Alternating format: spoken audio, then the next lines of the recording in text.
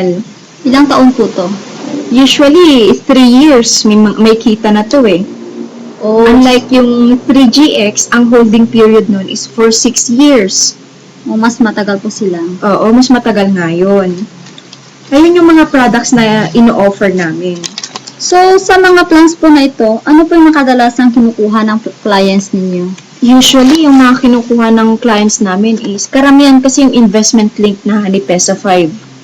Kasi, insurance-wise, compared sa single premium, yung Honey Peso 5, long-term siya, di ba? Nahuhulog-hulog. So, you are sure na kahit hindi mo man matapos itong 5 years na to, in case something happens to you, yung whole death benefit ang makukuha mong amount. Opo. So, let's say, for example, 1 year pa lang ang nahulugan mong premium. So, dapat may remaining 4 years ka pa. Opo. So, kahit isang taon pa lang ang nahulugan mo, yung buong death benefit ang makukuha mo. Unlike yung sa single premium products namin, binayaran mo na lahat yung premium. So, buo na po binayaran. Oo. So, yung ganun din ang makukuha mong death benefit. Opo. May dagdag lang na konting account value, pero when it comes to insurance, mas maganda nga yung long term, di ba? Kagaya nga nung Honey Peso 5. Kasi itong mga plans namin, it doesn't only safeguard value to self and family, it also helps you cope in case something happens to you. Kagaya nga yung old age, retirement, or death, and controllable. Opo. Yun. So, paano man po ano naman po mga ways ng pagbayad ng mga clients nyo? Marami kaming mga ways ng pagbayad. You can pay your premium at any AXA office nationwide. So, yung mga staff namin will gladly assist you. Meron din kaming Metrobank electronic teller. Pwede nilang bayaran yung premiums nila. Any doon. branch po, pwede po silang magbayad. Pwede. And meron din kaming tinatawag na auto-debit arrangement. Like, Ano naman po yan? ito naman yung parang electronic transfer. From the bank, yung automatic na yung pag-debit nila para mapunta dun sa AXA plan. O, so, pag gamit po yan, hindi na po sila mag-worry na makakalimutan nilang magbayad. Oo, no need to worry about regular payment because yung bank account mo will automatically do yung Metrophone banking. Tapos, meron din kaming, pwede rin sila magbayad online through Metrobank Direct. Kasi yun nga yung partner namin, Metrobank. So, dun na sila pwedeng magbayad. Worry-free, hassle-free pa. Pwede rin over-the-counter.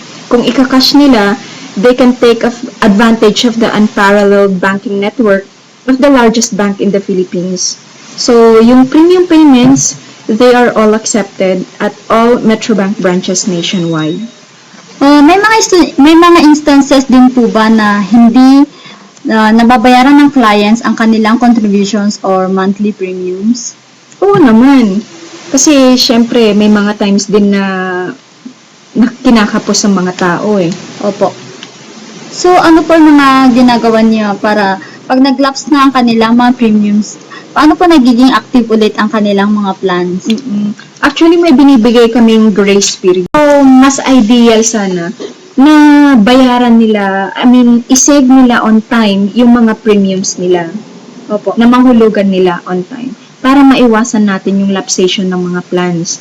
Kasi kapag 2 months na hindi na nahulugan yung plan, nagkakaroon nga ng lapsation, which is not good. Kasi titigil yung plan mo, titigil yung insurance protection mo. Opo. Pero just in case na magkaganon, meron naman kaming tinatawag na reinstatement period, kagaya nga nung tanong mo sa akin kanina. Yun, kapag ka, let's say, hindi nga nahulog-hulugan yung plan, Opo. pwede pa rin maging active, pwede pa rin maging enforce. Basta yung mga hindi nabayaran ng mga buwan, Pwede po nilang babayaran ng buo ulit yun. oo, para maging enforce or maging active ulit yung plan nila. So, just in case po na may nangyaring hindi maganda sa science, for example po namatay, paano po mangyayari sa plan niya, in-applyan niya sa inyo? Yun, may mga death claims na kami. So, may mga forms na kailangan, may mga, yun nga, kagaya ng death certificate. Yun ang kailangan para makakuha sila ng death claims. Opo. Tatawag lang sila sa head office or punta lang sila sa mga advisor nila, sa mga financial executives para ma-assist namin sila. Kanino po mapupunta ngayon yung plan na yun na yung parang yung pera po nila na dapat makukuha nila? Kanino niya po ibibigay?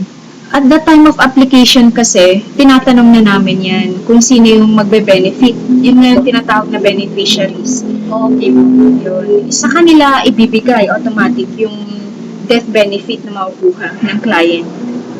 Yun. To cover up yung mga burial expenses, food, yung lahat-lahat na kagaya nung coffin, tsaka hindi lang yun, pa rin doon sa family na para ma-maintain nila yung lifestyle, may iwang pera sa kanila to cover up din yung pang-araw-araw na expenses nila. So, yung pagbayad po nila yung monthly po ba silang magbabayad or yearly or every 6 months? Paano po yun? Actually, meron kaming mga flexible premium payments. Pwedeng annual. Nasa sa client na rin kasi yun kung ano yung most flexible mode of payment. Meron kaming annual, semi-annual, quarterly, or monthly. Okay po. Ganon. Nasa sa client din kung paano siya magbabayad. Basta, ang gusto lang namin is ma-enforce yung plan nila para tuloy-tuloy rin yung income protection at insurance protection nila. Ano naman po mga problems na na-encounter nyo sa mga clients ninyo? Actually, marami. Unang-una, ang connotation kasi ng mga tao about life insurance is na pangmayaman lang daw. Iniisip kasi nila na kapag kumuha sila nito, isa pa yun sa bayarin daw, which is wrong. Ito ay kinukuha in preparation for our family's future needs. That in case something happens to us, we feel secured na may iwan na amount sa kanila. Di ba nga sa America or in some other places, kapag tinanong mo kung may life insurance, yes, life insurance, I have it. Gaganon sila. Pero dito sa Pilipinas kasi, mahirap. Lalo na yung mga kapwa nating Pilipino, syempre yung iba kinakapos din sa gastusin. Kaya hindi na nila naisip na mag-prepare pa. Parang mag-set aside for their future. Ganun. Opo. Pangalawa is, meron kasing ibang companies dyan na nag-breakdown. Kaya, opo, dahil mo nagkaroon tayo ng financial crisis lately. Oo, nagkaroon tayo ng financial. Tsaka meron yung mga companies na unstable. So, dahil sa nangyaring yun, naapektuhan ng image hindi lang ng AXA, kundi life insurance companies in general. So, ano naman po mga ways na ginawa nyo para isolve ang mga problemang ito? Ayun, yung kasi meron kaming 3 core values. Opo. Attentive kami, reliable, and available. We always make sure na kapag may mga problems na na-encounter yung mga clients namin, pinaparamdam namin na kaya naming isolve yun, na nandyan kami parate para sa kanila. Kasi gusto namin i-earn yung trust nila Opo. Yun ang unang-unang dapat gawin ng isang company kasi mahirap mag-earn ng trust. Lalo na at naapektuhan na nga yung image namin dahil sa nangyari sa ibang companies na nag-breakdown na. So, since we are forged out of partnership between 2 financial giants, gusto rin namin i-assure na syempre Metrobank yun stable yun. Opo, kasi kilala po naman ng mga tao ang bangko na yan. Oo, siguro before magsara ang Metrobank, mga maliliit munang bangko ang magsasara. Opo. Ayun.